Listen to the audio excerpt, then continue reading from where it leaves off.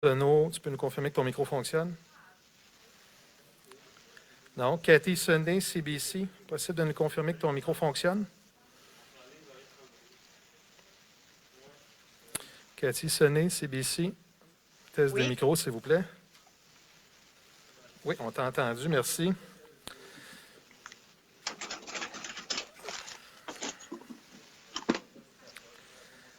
Claudie Côté, TVA, est-ce que c'est possible de nous confirmer que ton micro fonctionne?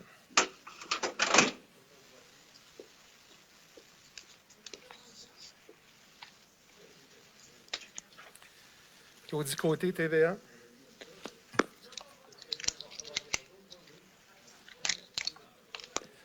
Je vais demander à tout le monde sur la ligne de bien fermer vos micros lorsque vous ne prenez pas la parole. Merci.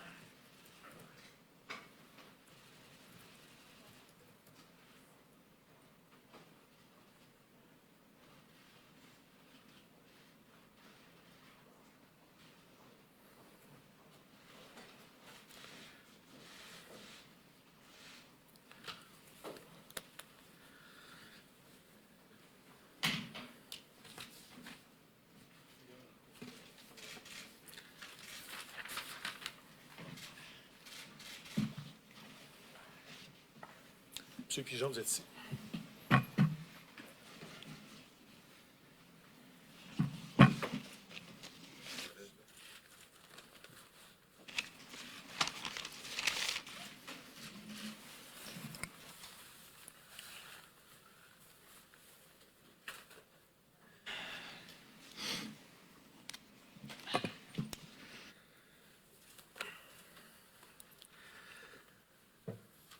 Alors, bonjour à tous. Je suis David O'Brien, service des communications de la Ville de Québec. Je vous souhaite la bienvenue à cette conférence de presse concernant les événements, donc les homicides dans le Vieux-Québec qui ont lieu la nuit dernière. Prendront la parole dans l'ordre suivant. Monsieur Robert Pigeon, directeur du service de police de la Ville de Québec. Madame Geneviève Guilbeault, vice-première ministre, ministre de la Sécurité publique et ministre responsable de la région de la Capitale-Nationale. Monsieur Régis Labaume, maire de Québec. Et monsieur Jean-Yves Duclos, président du Conseil du Trésor du Canada et député de Québec. Alors, sans plus tarder, je laisse la parole à monsieur Pigeon. Merci, monsieur Brian. Alors, bonjour à tous. Hier soir, on a été plongé dans une nuit d'horreur lorsqu'un homme de 24 ans qui ne réside pas à Québec s'est présenté ici chez nous avec la visible intention de faire le plus de victimes possible. Dans ce contexte, j'aimerais d'abord et avant tout offrir mes plus sincères condoléances aux familles éprouvées présentement, ainsi que le meilleur des courages pour les survivants. Pas besoin de vous dire que les policiers du SPVQ et les policières sont également impactés par un événement comme celui-là lorsque ça arrive chez nous. Donc, c'est vers 22h30 que le meurtrier s'est immobilisé près du château Frontenac. Il était habillé avec un costume médiéval et armé d'un sabre japonais de type katana. Tout porte à croire qu'il aurait choisi ses victimes au hasard. Donc, il se déplaçait vers les victimes en les frappant avec son sabre. L'enquête est encore en cours. Bien sûr, je vais devoir me limiter dans mes commentaires, mais tout porte à croire également que ses motivations seraient personnelles. Il ne serait associé à aucun groupe terroriste jusqu'à présent, selon notre enquête. Naturellement, une importante mobilisation policière s'en est suivie et une chasse à l'homme également.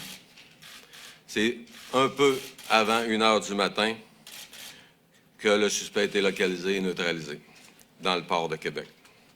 Au total, il y a 7 victimes qui ont été atteintes par le meurtrier. 2 en sont décédés, 5 sont blessés, dont certains ont des lacérations importantes. On ne craint pas pour la vie de ces personnes-là, cependant. Malgré la grande tristesse que j'éprouve présentement lorsque ça arrive dans la ville où je suis chargé de la sécurité, je veux quand même remercier les policiers et les policières du SPVQ qui ont fait un travail remarquable. Ils ont su se mobiliser rapidement, entreprendre une chasse à l'homme, se partager des informations pertinentes tout au long de l'opération et procéder à l'arrestation de cette personne. Je veux les remercier pour leurs efforts. Quelques mots en anglais. Over the past night, residents of Quebec City were victims of an unnamed tragedy of violence. All the citizens of our city are mourning this today. Here is a recap of the events. At 10:28, the SPVQ received a call regarding an individual who allegedly committed stabbing attacks in the area surrounding the Chateau Frontenac. Quickly, the SPVQ responded to the call and searched for a suspect dressed in medieval costume armed with a sword. A little before 1 a.m., the suspect was located by Port of Quebec security in the park west of Espace 400. We immediately went to the scene to neutralize and arrest him. The suspect, a 24-year-old male from outside of Quebec City area, injured 7 people using a katana-type sword. Of these victims, 2 of them unfortunately died. According to our preliminary information, nothing indicates that the suspect would have acted for motivations other than personal. Regarding the injured, the victims, all residents of Quebec City. For the moment, we cannot formally identify victim because it's the responsibility of the coroner office. The suspect is currently in custody and is expected to appear today via video conference. Thank you very much.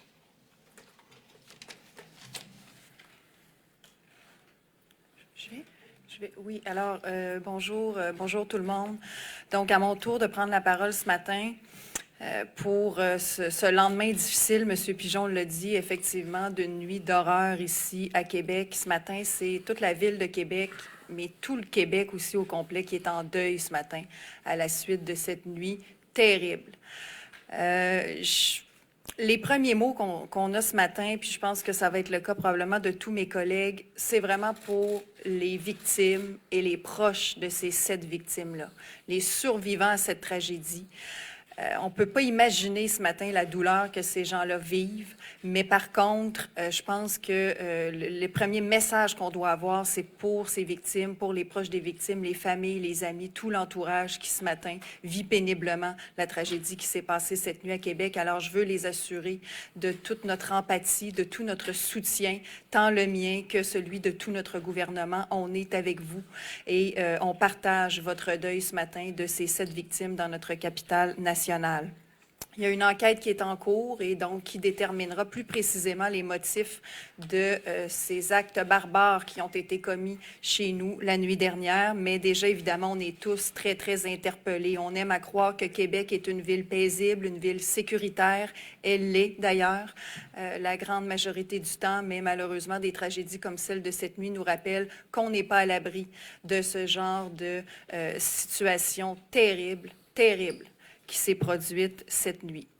Je veux également souligner le travail des policiers, les policiers du service de police de la Ville de Québec qui ont réagi très rapidement à partir du moment où ils ont été informés de la situation hier soir. Je veux aussi souligner le travail de tous les premiers répondants qui ont participé à l'opération qui a eu lieu cette nuit. Je veux également remercier le personnel de sécurité du Port de Québec qui a aussi contribué à cet effort de traque aux présumés meurtriers et cet effort partagé par à la fois les policiers, le personnel de sécurité et tous ceux qui ont contribué, qui a heureusement conduit à l'arrestation du présumé meurtrier et mis un terme à cette tragédie qui avait cours à cause de cet homme cette nuit. Donc, je vais terminer là-dessus en renouvelant mon message à l'endroit des survivants parce que je pense vraiment que ce matin, on porte tous le deuil avec vous ce matin et je veux les assurer de tout notre soutien. Je me suis entretenue, moi, ce matin avec mon collègue ministre de la Santé et avec mon collègue ministre délégué à la Santé et aux services sociaux, Christian Dubé et Lionel Carman, pour m'assurer de la disponibilité de ressources psychologiques, psychosociales pour toutes les personnes qui entourent les 7 victimes et pour quiconque d'ailleurs en aura besoin. Alors, à toutes les personnes qui pourraient avoir besoin de services de soutien psychologique aujourd'hui dans la capitale nationale, ou ailleurs, mais parlons pour ici à Québec, des ressources vont être disponibles. Je m'en suis assurée auprès de mes collègues. Alors, toutes mes sympathies, toute mon empathie aux survivants de cette terrible tragédie qui s'est déroulée chez nous à Québec cette nuit. Merci beaucoup, Madame la vice-première ministre. Je donne maintenant la parole à Monsieur le maire. Alors, inutile de vous dire que ce matin, j'ai la nette impression de rejouer dans un vieux film, un film dont l'action se déroulait le 29 janvier 2017 à la Mosquée de Québec. C'est un événement hallucinant, terrifiant, un événement évidemment qui dépasse l'entendement. Et tout cela nous rappelle malheureusement que la nature humaine est éminemment complexe et incroyablement insondable. Je transmets tout de suite aux proches des victimes les condoléances de tous mes concitoyens et concitoyennes de la Ville de Québec. Et je n'ose pas m'imaginer la réaction de ses proches à l'annonce qui leur a été faite de circonstances tellement horribles. Il s'agit évidemment, croyons-nous, et encore une fois, d'un geste isolé, comme l'était l'attaque de la mosquée.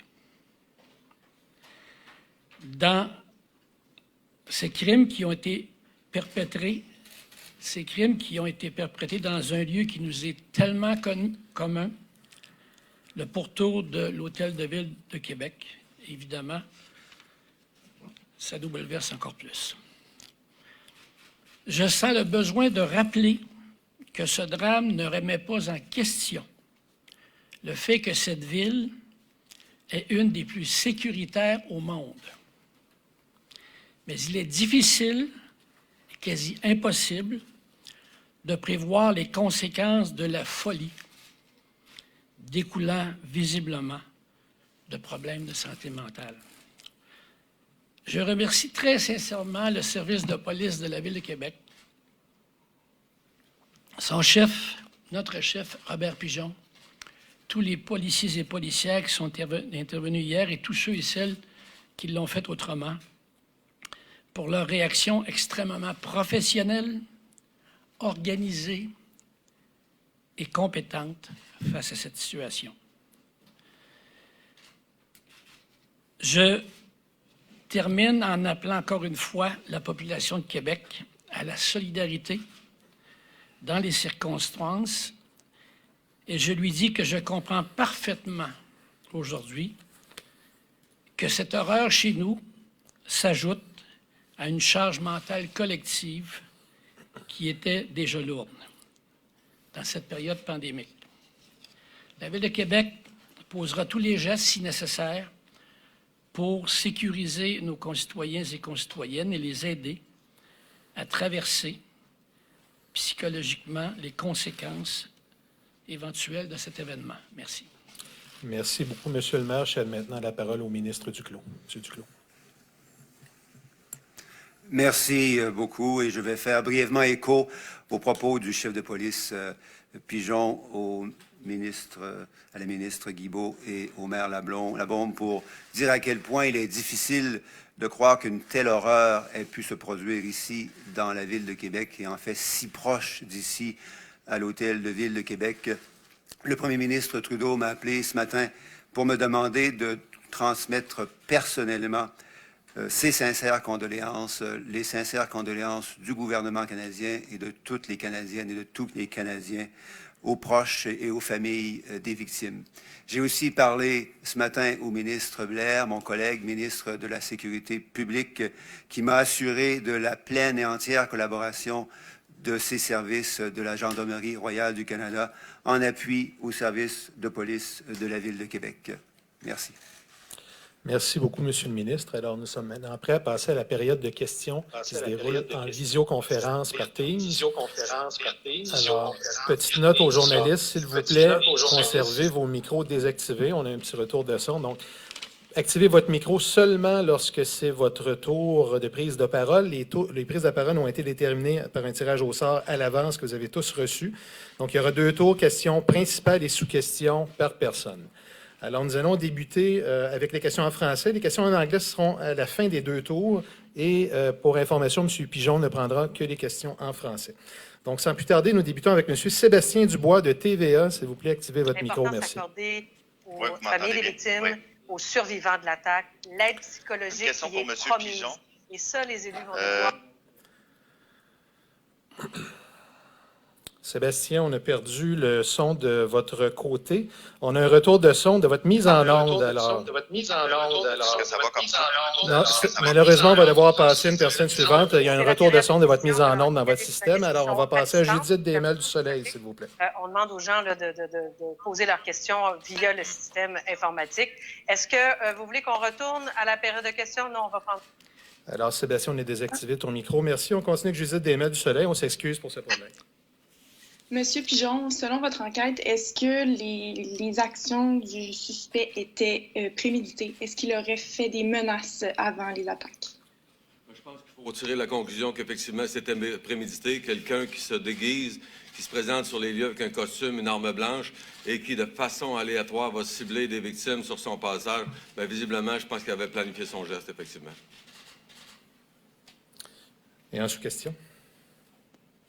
Est-ce qu'on a des informations sur les victimes? Est-ce qu'elles étaient de Québec ou de l'extérieur de la ville? Je sais que j'ai bien entendu la question. Les victimes de Québec ou à l'extérieur de la ville? Donc, ce sont tous des victimes de Québec. Par contre, il y en a 2 qui sont d'origine française, bien que ça n'a pas de lien avec les événements qui sont arrivés en France. Ce sont des ressortissants français qui vivent sur notre territoire depuis quelques années maintenant. Merci. Nous allons poursuivre avec Stéphanie Martin du Journal de Québec.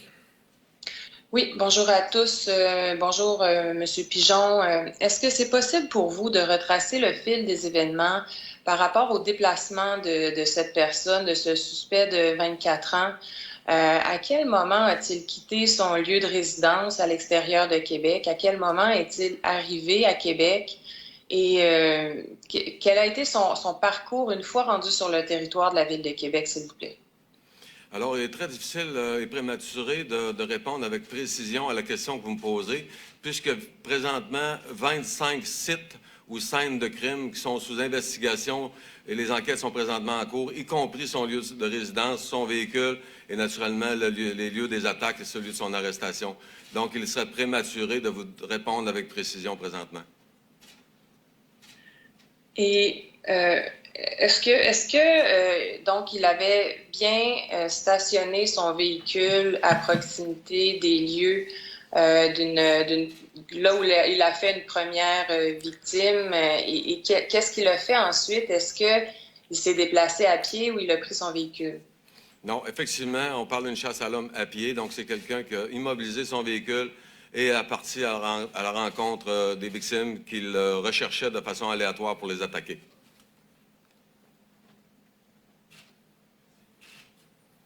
Est-ce que vous avez une sous-question? Je peux en poser une autre. Oui, en fait, est-ce que vous confirmez que, outre une arme qu'il avait et qu'il a utilisée, donc vous avez parlé d'un sabre japonais, est-ce que vous confirmez que le suspect avait aussi à l'intérieur de son véhicule d'autres éléments dangereux comme des bidons d'essence? Présentement, je ne vais pas rentrer dans les éléments de la scène de crime et de l'enquête proprement dite. Je comprends que ça pourrait être d'intérêt, mais présentement, il est beaucoup trop tôt. Le suspect n'a pas encore comparu. Il est toujours en rencontre avec les enquêteurs. Alors, par respect pour le processus judiciaire, on apprendra et on divulguera ces informations-là au fur et à mesure en collaboration avec notre partenaire qui est le DPCP. Merci. Alors, nous allons revenir à Sébastien Dubois de TVA qui me dit que leur problème technique serait réglé. Sébastien, est-ce que tu peux nous poser ta question? Maintenant, ça doit être réglé, oui. Oui, c'est parfait, merci. Excellent. Monsieur Pigeon, question pour vous. Qu'est-ce que vous pouvez nous dire aussi également sur le suspect? D'une part, de quelle région il provient? Est-ce que la région de Québec était ciblée ou ça aussi, ça a été, selon vous, choisi de façon aléatoire? Et vous dites qu'il s'est présenté ici avec l'intention de faire le plus de victimes possible. Est-ce que c'est la nature de tous les gestes qui vous laisse dire ça ou vous aviez des indices où il vous a révélé des choses qui vous permettent d'avancer cette information-là? Donc, on parle d'un jeune homme de 24 ans provenant de la rive nord de Montréal. Donc, je n'identifierai pas pour l'instant son lieu de résidence avec précision. C'est des informations qui viendront un peu plus tard dans le courant de la journée, mais effectivement, le fait qu'il désirait faire le plus de victimes possible relève beaucoup de son comportement au moment de poser les gestes. Donc, nous n'avions aucune information dans les bases de données avant concernant son dossier judiciaire ou ses intentions réelles le jour de l'Halloween ici à Québec. Et dans quel état d'esprit vous l'avez recueilli? Est-ce qu'on parle assurément d'un problème de santé mentale, d'une désorganisation? Quelle est sa collaboration actuellement avec les policiers, avec les enquêteurs? Ça aussi, évidemment, ce sera des informations qu'on relâchera un peu plus tard dans les prochains jours, semaines, puisqu'il est encore en rencontre présentement avec les enquêteurs. Naturellement, on va les laisser faire leur travail présentement. Merci beaucoup. Alors, nous allons poursuivre avec Pierre-Alexandre Bolduc de Radio-Canada. Oui, une question pour vous encore, monsieur le chef de police. Je veux vous demander, est-ce que cet homme-là de 24 ans que vous nous décrivez ce matin était connu d'autres corps de police? Il y a de l'information comme quoi il avait déjà fait des menaces en 2014 pour ce genre d'acte-là ici à Québec. Est-ce que cet homme-là était connu des corps de police? Qu'est-ce que vous saviez à son sujet? Nous détenons présentement une information à l'effet qu'il y a plus de 5 ans, il aurait verbalisé avoir l'intention de commettre des gestes comme celui-là qu'il a posé hier. Donc, c'est une information qui aurait été révélée dans un contexte médical il y a plus de 5 ans et ça ne relève pas de son dossier judiciaire. Parfait. Une question pour monsieur le maire maintenant. Monsieur Labaume, bonjour. J'ai bien compris votre état d'esprit dans votre mot d'ouverture. Vous dites que c'est un deuxième événement qui est difficile. On sait aussi que la santé mentale, c'est un enjeu que vous avez à cœur.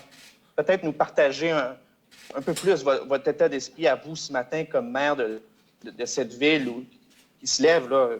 C'est horrible. Bon, écoutez, je pense que vous savez que depuis un bon moment, je crois qu'on devra avoir un débat de société sur les maladies mentales. Je peux vous dire que les maires des grandes villes canadiennes, on a un forum des maires des 20 grandes villes canadiennes. Pour nous, les problèmes de santé mentale sont les plus grands problèmes de sécurité dans les grandes villes canadiennes pour les prochaines décennies. Et ça, on est tous d'accord là-dessus. Alors, inévitablement, à un moment donné, il va falloir qu'on en discute. Moi, je pense qu'on a besoin d'un débat national canadien là-dessus, parce que ça devient de plus en plus difficile à gérer dans les villes.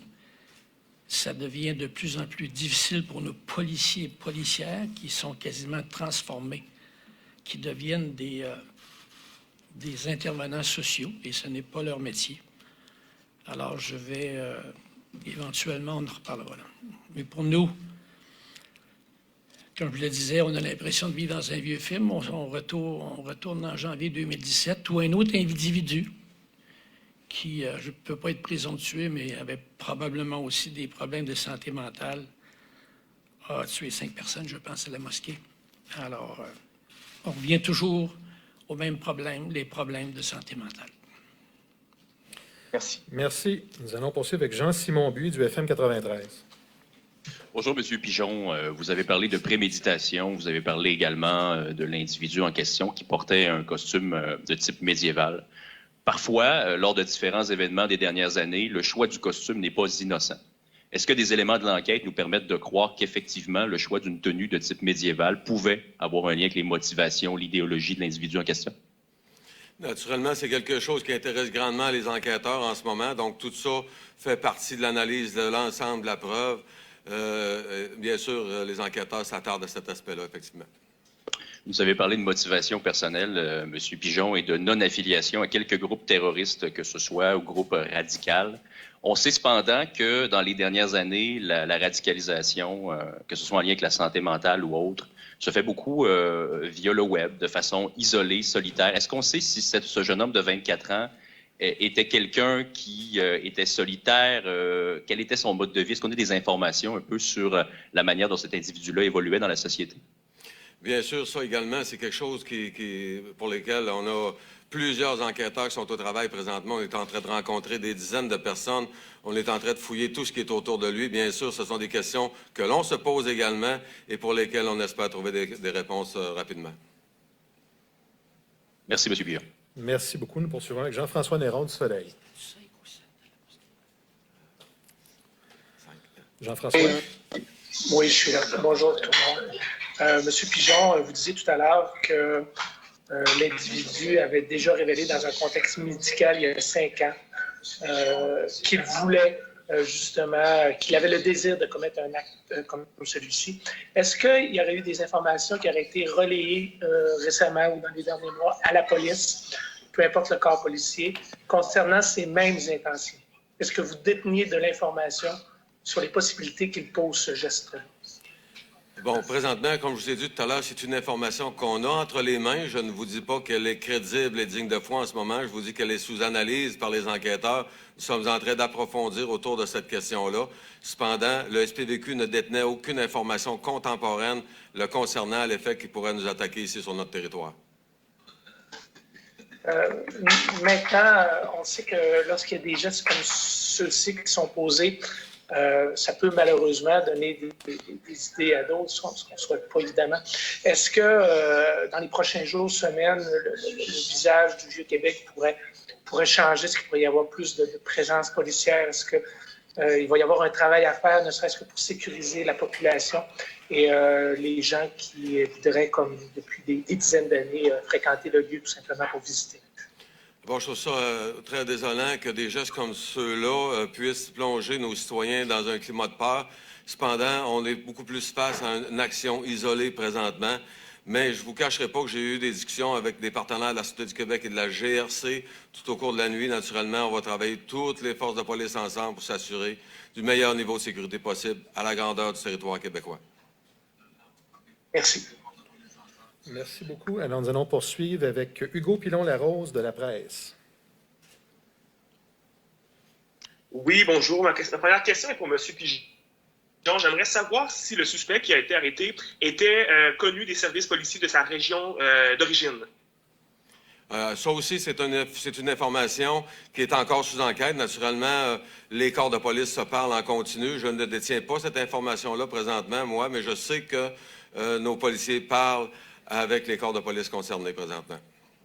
La deuxième question est pour Mme la vice-première ministre, Mme Guilbeault. J'aimerais savoir, M. Labaume parlait tantôt qu'il était temps qu'on ait une discussion pan-canadienne sur la question de la santé mentale. On sait que la santé mentale est un enjeu qui est très criant en ce moment aussi avec la pandémie. À la lumière de ces événements de la nuit dernière, comptez-vous annoncer quelque chose au cours des prochaines semaines pour améliorer l'accès au personnel de soins? Oui, bien, je l'ai dit tout à l'heure, là, pour ce qui est des actions immédiates, on va s'assurer de la disponibilité des ressources pour les personnes qui entourent les victimes des événements de cette nuit. Il y a déjà eu des annonces cette semaine, entre autres, mon collègue Lionel Carman faisait l'annonce de 25 millions pour la santé mentale des jeunes adultes. On a déjà ajouté aussi de l'argent pour les soins en santé mentale parce qu'on est tout à fait d'accord sur le fait que c'est un problème, c'est un enjeu majeur qui a peut-être été trop longtemps et trop souvent oublié. Quand on parle de la santé, souvent on est porté à avoir le réflexe de penser à la santé physique, alors que la santé mentale est au moins aussi importante que la santé physique. Raison pour laquelle on a injecté plusieurs sommes supplémentaires. Et pour ce qui est du lien, là, du carrefour, si on veut, entre la santé mentale et la sécurité publique, qui fait en sorte que nos policiers, effectivement, dans les centres urbains, sont de plus en plus amenés à intervenir auprès d'une clientèle éprouvée par des problèmes de santé mentale. C'est aussi quelque quelque chose qu'on prend en compte dans notre réflexion actuelle sur la modernisation de la réalité policière au Québec, des outils de travail de nos policiers au Québec. Donc, c'est un enjeu dont on est tout à fait conscient et sur lequel on travaille. Monsieur Labaume le dit, j'ai tendance à être d'accord. C'est certainement pas unique à la Ville de Québec ou à Montréal ou au Québec. C'est un problème des grandes villes. Alors donc, je suis certaine que mes collègues du fédéral sont d'accord aussi sur le fait qu'il faut avoir la réflexion tous ensemble. Mais je pense qu'aujourd'hui, encore une fois, là, je veux assurer le soutien psychologique, la disponibilité du soutien psychologique pour les proches des victimes de cette nuit et pour toute autre personne qui en a besoin aussi. J'insiste sur les survivants parce que ça va de soi, mais quiconque a besoin de services en santé mentale, les ressources sont disponibles, elles sont accessibles. Alors, n'hésitons surtout pas à demander de l'aide pour soi ou pour quelqu'un d'autre. Merci. Nous allons poursuivre avec Claudie Côté de TVA. Madame Côté. Une fois, deux fois, trois fois. Bonjour. Oui. La première question serait pour M. Pigeon. J'aimerais savoir, est-ce qu'on a plus de détails là, sur les victimes? Je sais que vous avez parlé de 2 victimes d'origine française, mais est-ce qu'on sait plus de détails sur, par exemple, leur âge ou encore pour les blessés? Là, est-ce qu'on craint pour leur vie un peu plus de détails sur la nature de leurs blessures? Donc, oui, il y a 2 décès présentement. On parlait de mort évidente. Et les autres personnes ont des lacérations quand même importantes, mais on ne craint pas pour leur vie. Donc, on parle de personnes qui sont des résidents de Québec que je ne peux identifier pour l'instant, puisque pour les blessés, certains d'entre eux, leurs familles n'ont pas encore été rencontrées ou informées, pour quelques-uns d'entre eux. Et pour les victimes qui sont décédées, ça relève spécifiquement du bureau du coroner. Vous êtes vice-première ministre, vous êtes aussi une résidente de la capitale nationale. J'aimerais savoir là, comment vous avez réagi quand vous avez été mis au courant là, de la situation qui se passait à Québec. J'ai été dévastée. Je pense que le mot, c'est dévastée, comme tout le monde probablement qui a appris la chose cette nuit. On a été en contact pas mal toute la nuit. Les équipes ensemble, là, mon équipe, moi-même, avec d'autres équipes qui étaient... qui suivaient la situation de très près. Un certain soulagement, si je peux me permettre de parler de soulagement, au moment où on a su que le suspect a été appréhendé et qu'au moins on avait mis un terme à cette traque au présumé meurtrier. Donc, et moi aussi, je dois dire que ça me rappelle le douloureux épisode de la mosquée le 29 janvier 2017. C'est des situations, tu sais, on essaie, puis là, ce matin, on est ici, on a nos réactions, on répond aux questions, on veut d'abord et avant tout témoigner notre sympathie, notre empathie, notre solidarité aux victimes, puis à leurs proches, mais c'est toujours difficile de mettre des mots sur ces situations-là parce que je pense que tout le monde à Québec en ce moment, dans notre capitale nationale, notre ville de Québec tellement sécuritaire, M. Labaume en a parlé, ça nous plonge dans l'horreur, d'autant plus qu'hier, on est passé d'une soirée festive d'Halloween avec nos enfants, nos familles, nos voisins, à cette nuit d'horreur dans notre ville de Québec qu'on aime tant, qui est si sécuritaire et paisible normalement. Alors, moi aussi, je ne sais pas quoi dire. Je suis une fille de Québec, effectivement. Donc, si ce n'est que je partage la douleur de tous les survivants de cette tragédie. Et puis, j'ajoute ma solidarité à celle de tous les citoyens de la Ville de Québec et de notre capitale nationale en soutien à ceux qui sont aux premières loges de cette tragédie-là. Merci beaucoup. Nous allons poursuivre avec Mme Huet du 98.5.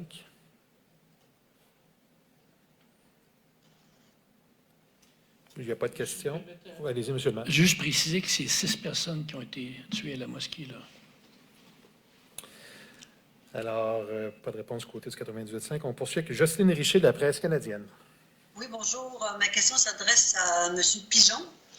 J'aimerais savoir si le suspect a subi une évaluation psychiatrique au cours des dernières heures et si, à votre connaissance, il avait des antécédents psychiatriques.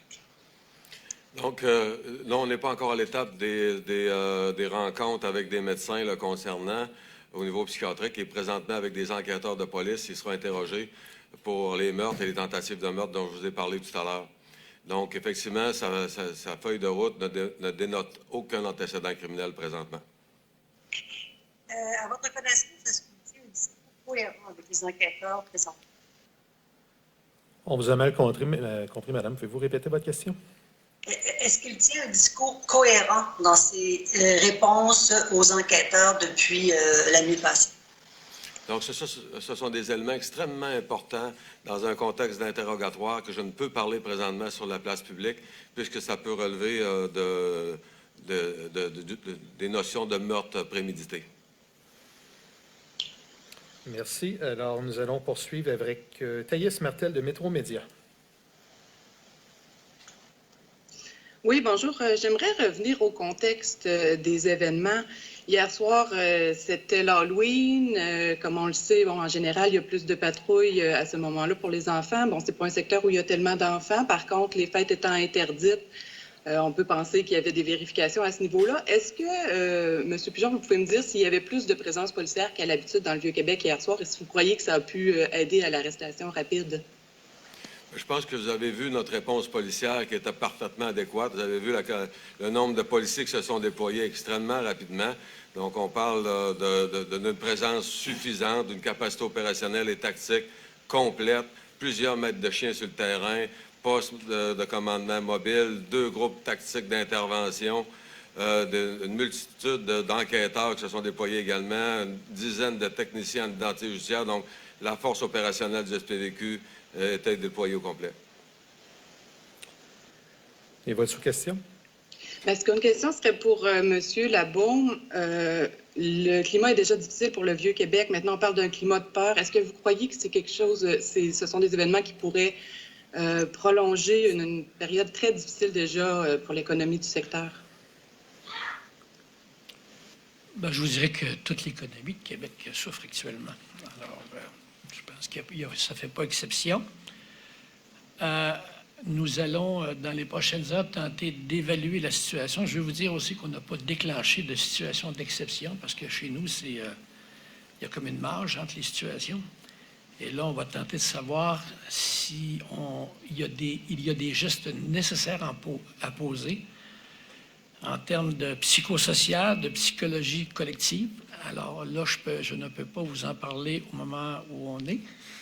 Moi, j'ai fait comme tout le monde. J'ai été informé hier soir de la situation et j'ai assisté, parce que j'habite du 12e étage d'un édifice dans Saint-Roch, j'ai assisté à tout le rassemblement des policiers sur les lieux du crime. Et donc, on va évaluer la situation d'heure en heure. Mais en même temps, il y a des limites à ce qu'on peut faire. Mais sinon, tenter d'apaiser nos concitoyens et concitoyennes, parce que c'est lourd actuellement, là. Il est évident qu'on ajoute une couche ce matin. Merci. On poursuit avec Alex Boissonneau de Radio-Canada. Monsieur Boissonneau? Une fois, 2 fois, 3 fois. On poursuit avec Antoine Desrosiers d'Arsenal Média. Oui, bonjour à vous quatre. Tout d'abord, ma question pour M. Pigeon. On parle de l'état d'esprit, du moral des gens qui étaient sur le terrain, des premiers répondants. Avez-vous parlé avec ces gens-là, justement, savoir quels étaient leurs états d'esprit à la suite de la vision de ces choses, quand même, qui ont dû être assez effroyables pour les gens sur le terrain qui sont arrivés en premier? Oui, écoutez, j'ai passé la nuit debout. Comme vous en doutez bien, j'étais très, très près du déploiement policier, de tout ce qui s'est passé sur le terrain. Donc, oui, on a des gens au service de police qui sont chargés du bien-être psychologique de nos employés. Ils sont déjà sur le terrain, eux aussi, ils sont déployés. Les commandants et les officiers sur la base sont à identifier les gens qui pourraient en avoir besoin. Et bien sûr, on va les accompagner là-dedans parce que ce qu'ils ont vu cette nuit est quelque chose de pas très réjouissant et d'être absolument atroce. Donc oui, on va déjà prendre soin de ces gens-là, de nos employés, et on va les accompagner également là-dedans tout au long du parcours. La prochaine question pour M. Labaume. M. Labaume, c'est une nouvelle qui a fait le tour du monde quand même. Déjà, on voyait sur différents médias que c'était une nouvelle qui était assez saisissante. De votre côté, quand vous parlez de sécurité à Québec et tout ce qui en fait attrait, qu'est-ce que vous dites aux gens qui voient ça ce matin, qui se disent, pendant des années, on a dit, puis on continue de dire que Québec, c'est une ville qui est sécuritaire, puis que là, il arrive un événement comme ça, dans une période aussi difficile que la pandémie, justement. C'est quoi votre message que vous avez lancé à la communauté, soit ici à Québec, mais à la communauté internationale aussi?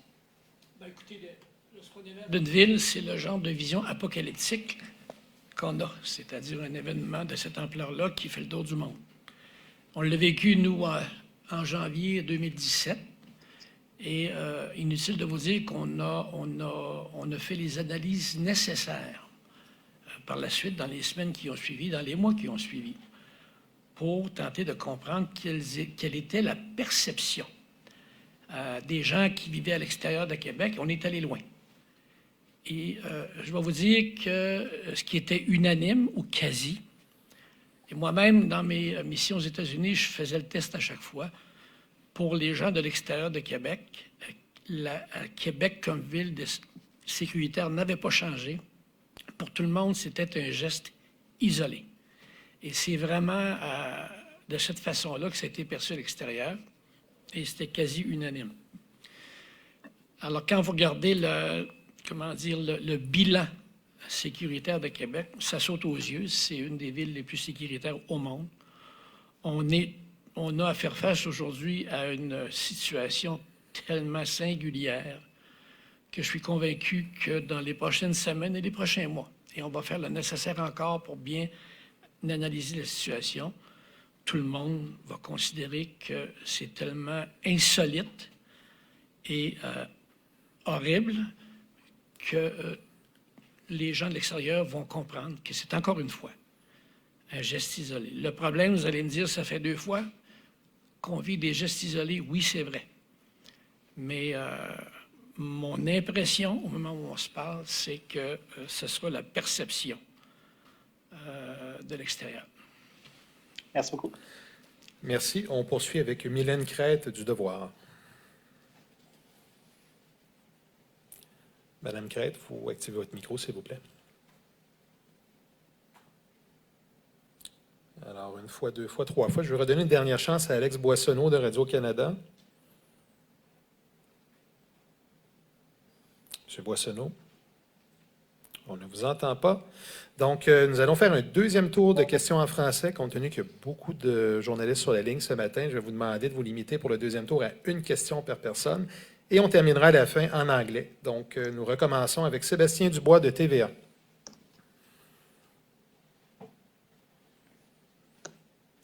Sébastien. Oui, je suis là. Monsieur Pigeon, autre question pour vous. Est-ce que ça fait partie des procédures d'une part et d'autre part, pourquoi on a amené le suspect d'abord du côté d'un centre hospitalier? On a parlé d'hypothermie, mais est-ce qu'il y avait d'autres blessures de son côté?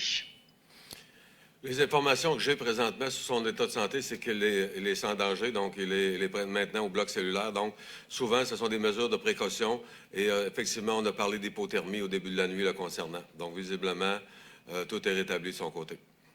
Merci beaucoup. Je redonne une chance à Mylène Crête du Devoir. Si vous voulez réactiver votre micro, s'il vous plaît. Oui, on vous entend. C'est parfait, allez-y. Bien, parfait. Je voulais savoir, est-ce qu'on a une idée pourquoi cette personne-là, ce suspect-là, aurait ciblé Québec? Non, on n'est absolument, présentement, aucune idée. Pour l'instant, naturellement, c'est en cours d'enquête. Les policiers sont actifs dans le but de déterminer les faits et causes entourant les circonstances horribles qu'on a vécues hier soir.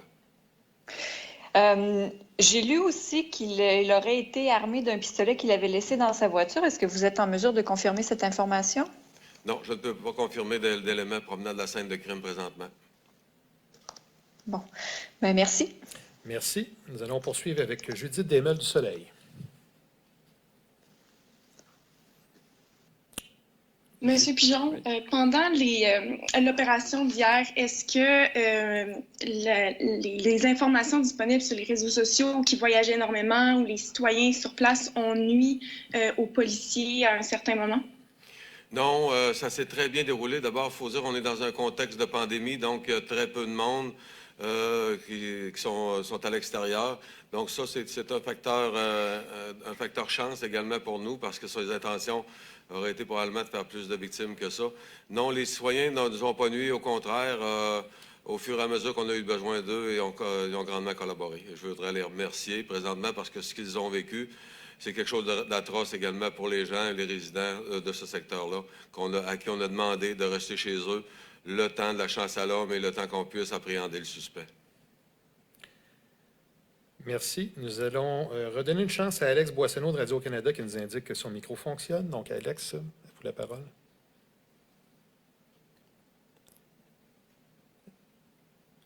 Alex Boissonneau, on ne vous entend pas malheureusement. Donc, on continue avec Stéphanie Martin du Journal de Québec. Rebonjour. J'aimerais savoir, il y a une vidéo qui circule maintenant depuis quelques heures là, sur les réseaux sociaux qui présente un individu tout habillé de blanc avec une longue perruque et visiblement armé qui adopte une attitude inquiétante dans le Vieux-Québec. Est-ce que vous confirmez qu'il s'agit bien du suspect? J'aimerais bien pouvoir le confirmer. Je n'ai pas vu la vidéo, alors c'est très difficile pour moi de m'avancer de ce côté-là présentement, madame. Merci. Merci. On poursuit avec Alexandre Bolduc de Radio-Canada. Encore une question pour vous, M. Pigeon. Il semble qu'il y a des citoyens qui sont encore confinés dans leur appartement, dans leur domicile. Ils ne peuvent pas sortir. Les policiers qui sont déployés encore sur le terrain dans nombreux endroits. Je sais que vous êtes limité, mais qu'est-ce que vous pouvez nous dire sur l'enquête, les prochaines étapes, le travail des policiers comme ça après cette nuit-là? C'est quoi les prochaines étapes pour les équipes déployées sur le terrain? Puis quand est-ce que les gens vont pouvoir de nouveau sortir de la maison? Donc là, bien sûr, on est à prélever les éléments de preuve qui ont été laissés tout au long du parcours du meurtrier. Ça, c'est la question prioritaire présentement. Donc, c'est possible que certains secteurs que les citoyens ne pourraient pas avoir accès afin de ne pas contaminer la scène de crime. Bien sûr, les policiers vont s'affairer à rencontrer cette personne-là, visiblement connaître ses motivations profondes. Et bien sûr, il y aura des perquisitions en cours dans le but de recueillir le maximum d'éléments de preuve concernant le mobile des meurtres d'hier soir. Merci. Nous allons poursuivre avec Jean-Simon Buis du FM 93. Ma question s'adresse à Mme Guilbeault. Dans la grande région de Québec en 2020, je peux vous citer au minimum 3 événements en lien de près ou de loin avec la santé mentale. Des homicides à Saint-Jean-Chrysostome cet été, Wendake récemment, Québec la nuit dernière. Je sais que vous nous avez déjà dit que vous vous coordonnez avec vos collègues de la santé, M. Carman, M. Dubé. Mais est-ce qu'on n'a pas le choc de la réalité nécessaire en 2020 pour revoir de fond en comble les approches en santé mentale au Québec? Oui, tout à fait. Ça va un peu dans le sens de la réponse que j'ai donnée précédemment. Je crois qu'il y a une prise de conscience collective, ou en tout cas, il y en a une à notre niveau, là, au gouvernement, sur le fait que la santé mentale a trop longtemps été négligée ou même oubliée par rapport à la santé. Tu sais, quand on parle de la santé, souvent on va penser à la santé physique. Il y a des budgets énormes qui ont été donnés à la santé physique, mais il faut maintenant prendre en compte à sa juste importance la santé mentale au Québec.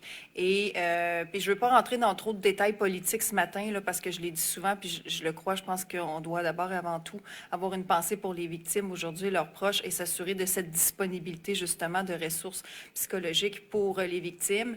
Mais on a déjà annoncé des sommes. Là, on avait annoncé dans la première vague de la pandémie 31 millions de dollars pour ajouter des services de santé mentale. On a ajouté cette semaine 25 millions pour plus spécifiquement les jeunes et les jeunes adultes. Et on avait ajouté un 20 millions de plus récurrents en santé mentale aussi.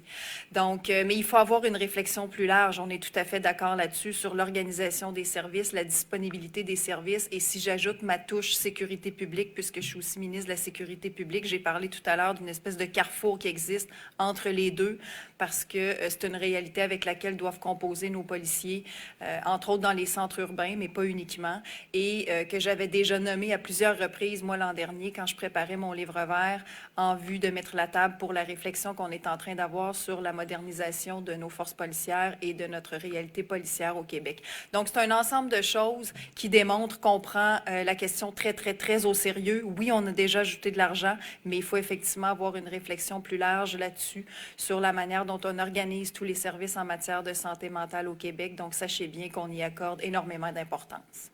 Sur la même question, j'aimerais juste entendre brièvement M. Labombe, parce que vous martelez beaucoup la question de la santé mentale, M. Labombe. Vous avez déjà parlé aussi des policiers à bout de souffle l'an dernier en santé mentale, en itinérance. Qu'est-ce que ça prend, d'après vous, M. Labombe, pour que, collectivement, on réalise à quel point on doit mettre nos efforts à 100 % là-dessus? Bon, écoutez, je pense que j'ai dit ce que j'avais à dire ce matin. On peut en reparler un jour, là, mais je pense que ce matin, il faut surtout se concentrer sur ceux et celles qui sont des victimes. et penser à l'ensemble de la population qui est sous le choc, là. On aura cette discussion-là une autre fois, là. Merci. On poursuit avec Jean-François Néron du Soleil. Et je vous rappelle, c'est une question dans le deuxième tour. Jean-François? Excusez-moi, bonjour à tous. La question est pour M. Pigeon. Vous avez parlé de 25 scènes de crime qui ont été identifiées. Combien de temps pensez-vous que les policiers enquêteurs quel temps devront-ils prendre pour faire le tour, bien analyser chacune de ces scènes-là? Ça paraît, c'est comme si le Vieux-Québec devenait en lui-même une grande scène de crime. Donc, ça doit être un travail très, très important à faire.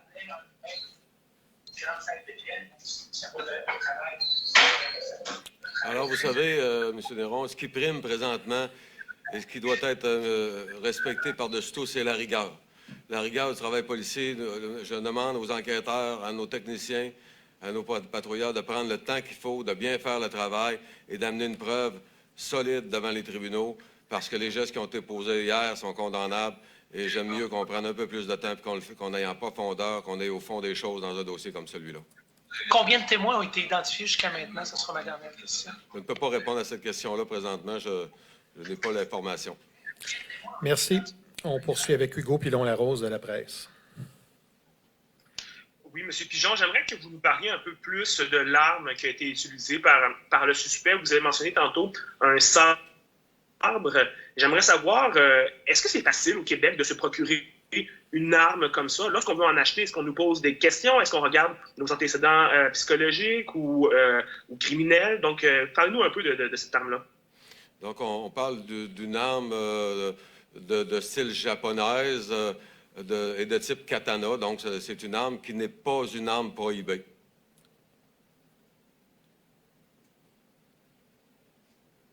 Ça va? Merci. Alors, on poursuit avec Claudie Côté de TVA. Oui, bonjour. Donc, si ce n'est pas une arme prohibée, juste une spécification, là, si ce n'est pas une arme prohibée, donc c'est facile de se le procurer, mais ma question, c'est pas ça. Là. Je vais vous en poser une. J'aimerais que vous reveniez sur le parcours qu'a emprunté le tueur, parce qu'on parle de 25 scènes de crime. Combien de temps s'est écoulé là, entre la première victime et son arrestation? Est-ce que c'est des détails qu'on a? Est-ce qu'on sait s'il s'est promené de nombreuses heures, s'il a été vu? Puis, juste spécifier à quel point c'est facile de se procurer l'arme qu'il a utilisée. Naturellement, lorsqu'on parle d'un nombre de scènes de crime, ça peut être tout simplement pour un endroit de recueillir une goutte de sang. Et après ça, on va à un autre endroit. Donc, il y a des scènes de crime qui seront libérées très, très rapidement. Et il y a d'autres endroits, naturellement, que ça sera beaucoup plus long. Donc, l'idée, c'est de faire le parcours du meurtrier, pas à pas, et de recueillir l'ensemble, de façon très méticuleuse, recueillir l'ensemble des éléments de preuve qui sont disponibles. Merci.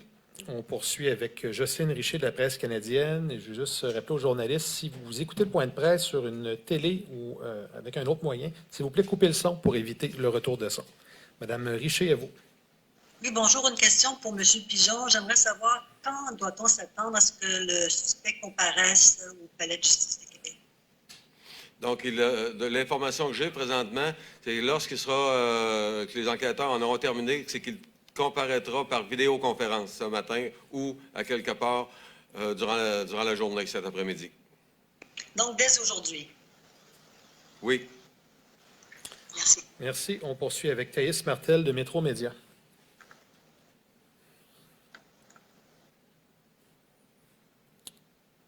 Thaïs Martel, Métro Média, une fois, deux fois, trois fois. On poursuit avec Alex Boissonneau de Radio-Canada. Nouvelle tentative de micro, s'il vous plaît. On ne vous entend pas, malheureusement. On poursuit avec Antoine Desrosiers d'Arsenal Média. Ça va pour moi, merci beaucoup. Merci. Mylène Crête du Devoir. Oui, je suis là. Je me demandais, M. Pigeon, vous avez énuméré tout ce qui s'est passé là, en termes d'opérations policières hier soir. Je me demandais si vous saviez combien en tout de policiers ont été mobilisés. Là. Non, je n'ai pas la mobilisation totale. Je peux vous dire qu'on a mis, naturellement, on a pris soin de conserver la sécurité de la ville. Les autres sites, donc les activités courantes doivent se poursuivre. Mais je peux vous dire qu'on a mis le maximum des ressources qui étaient disponibles au profit de l'opération qui est toujours en cours et qui est en cours hier soir également. D'accord, merci. Merci. Alors, nous avons fait le tour pour les questions en français. Avant de passer aux questions en anglais, je rappelle aux journalistes que pour toute demande ou question à la suite de ce point de presse, vous devrez contacter la ligne média, la Direction des communications en sécurité publique, donc la ligne média du service de police pour la suite. Alors, nous passons maintenant aux questions en anglais. Compte tenu qu'il y a eu 2 tours, vous avez le droit à double question et double sous-question. Nous allons commencer par Philippe Autier de Post Media. Good morning. Do we know if the suspect had any religious motivations whatsoever in this attack? Juste vous rappeler que M. Pigeon, comme j'ai mentionné au début du point de presse, prend seulement les questions en français, il répond en français, donc c'est possible de lui adresser en français. S'il vous plaît, merci. Est-ce qu'on sait si le suspect avait des motivations religieuses du tout dans ses attaques? Présentement, il n'y a rien qui nous indique que les crimes ont été posés sur la base d'une motivation haineuse, religieuse, ethnique, d'orientation sexuelle ou autre. Donc, on parle de motivation personnelle au moment où je vous parle. Et savez-vous s'il a dit quelque chose à vos enquêteurs pour expliquer ses gestes? La rencontre et l'interrogatoire est présentement en cours. Donc, évidemment, je ne peux pas nécessairement en parler présentement. Ce sera des informations qui seront relâchées ultérieurement par nos procureurs du Bureau des poursuites criminelles et pénales. Merci. Merci. On poursuit avec Raquel Fletcher de Global News. Good morning.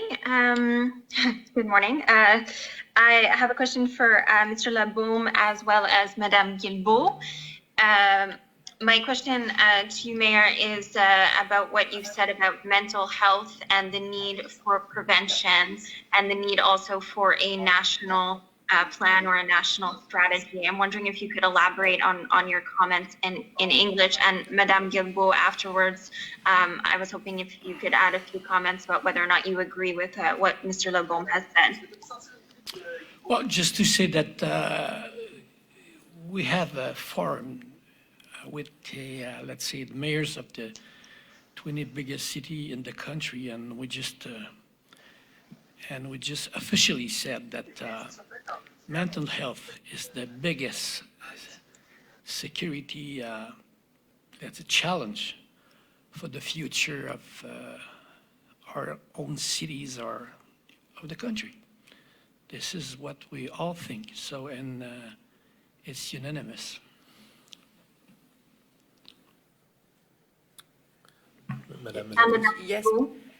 Yes, well, as we said previously, what is important today, I think, is to repeat the fact that all psychological help is available for all people who survived the victims who tragically died tonight or last night or were injured last night. So I want to repeat the fact that this help is available for any people who need it. Today, I made sure of it with my colleague from Health Minister.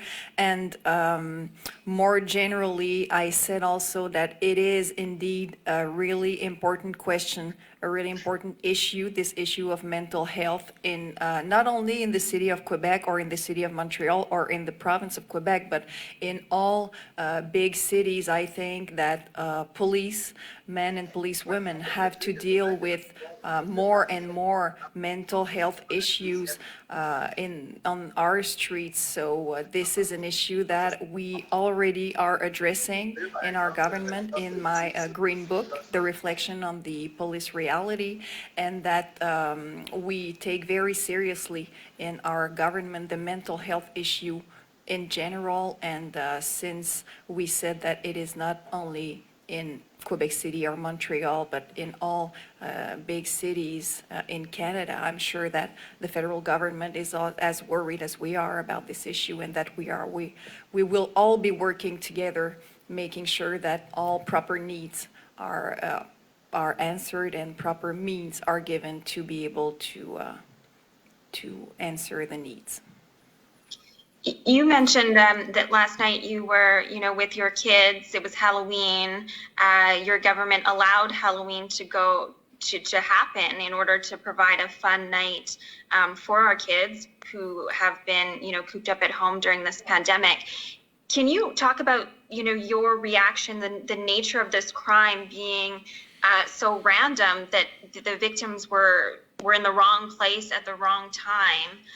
How did you react to that? What does that mean for the security and the safety of our city? I think a lot of people are thinking this morning, wow, it could have been me. À qui vous posez la question, madame?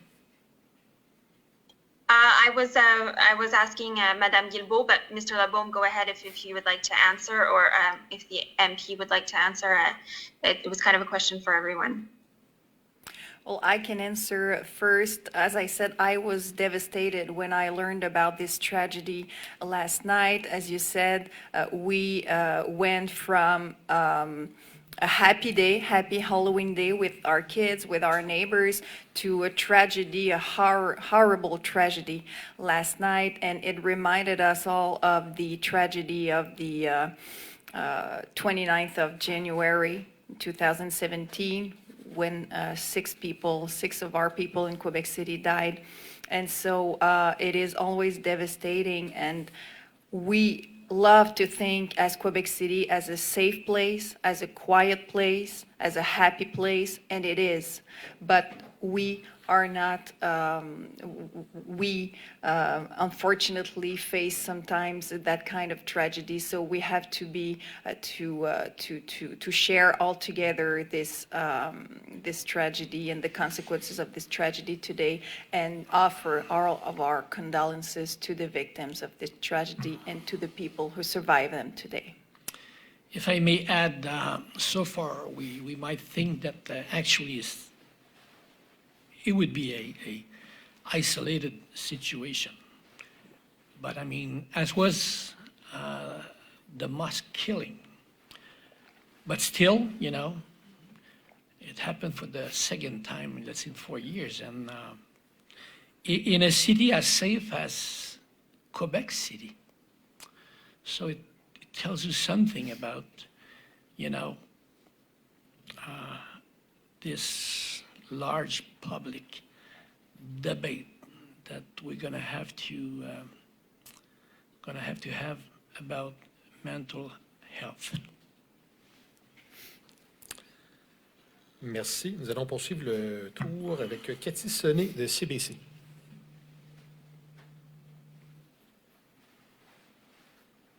Madame Sonnet, vous activez votre micro, s'il vous plaît. I'm here. Good morning. Can you hear me? Yep. Okay, excellent. Thanks a lot.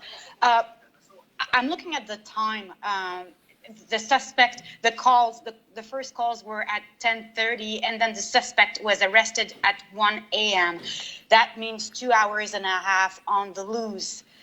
And the distance, Château Frontenac until the old part of Quebec.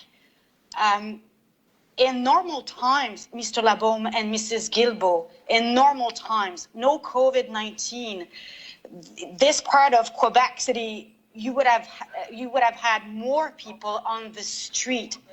Is this at least a relief that streets were empty? It could have been much more worse, don't you think?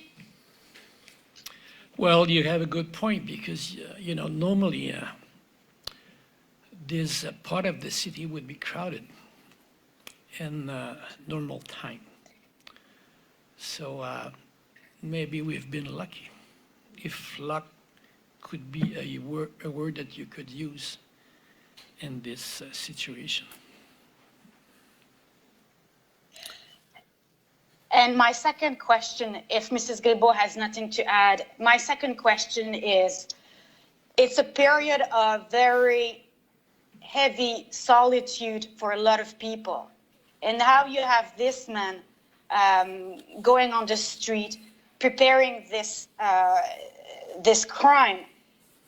Do you have some fears of any backlash among the population, people that are suffering right now and were on the edge, seeing this, becoming quite discouraged?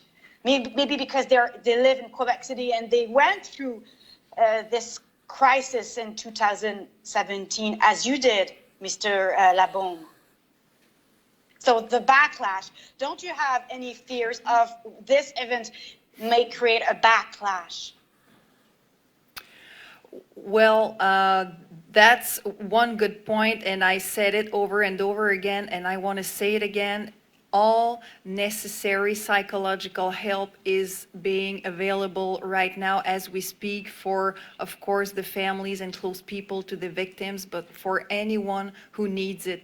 And on a regular basis, resources are available, and it is important to ask for help if you need help, whatever your situation is, because it is a fact that the pandemic has been hard on the moral of a lot of people, not only here in Quebec City, but all over the province, and I shall say all over the planet. So the help is available, and don't hesitate to ask for help, whether it's for you or for another person that you are concerned about.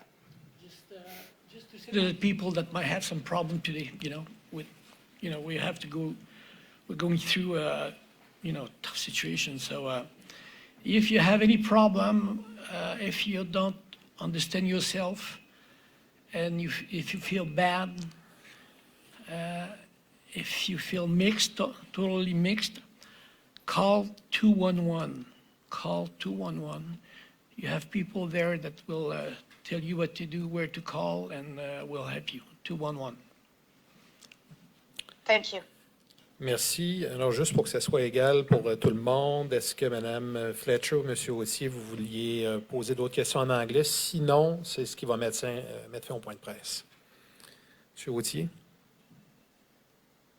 Non, ça va, Mme Fletcher? I have a question about just if we could speak about the victims in English.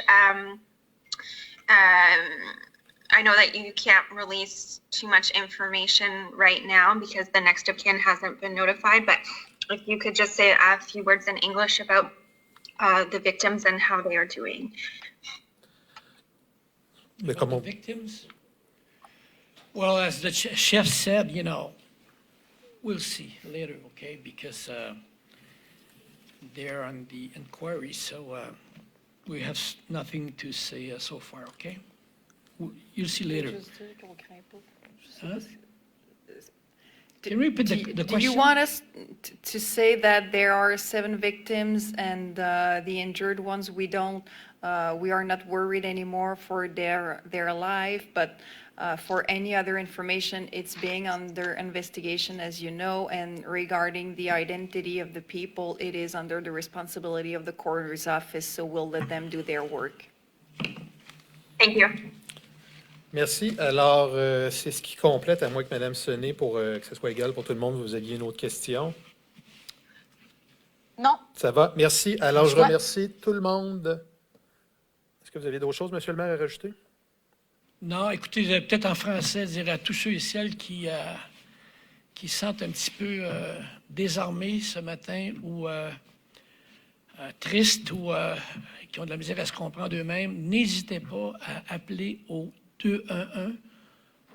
Vous avez des gens là qui vont vous rediriger vers des services dont vous pourriez avoir besoin. Alors, n'hésitez pas. Ils sont là pour ça. C'est un service de la Ville de Québec. Vous appelez le 211. Merci. Merci beaucoup. Merci à tous les intervenants et aux journalistes présents sur la ligne. C'est ce qui met fin au point de presse. Bonne journée.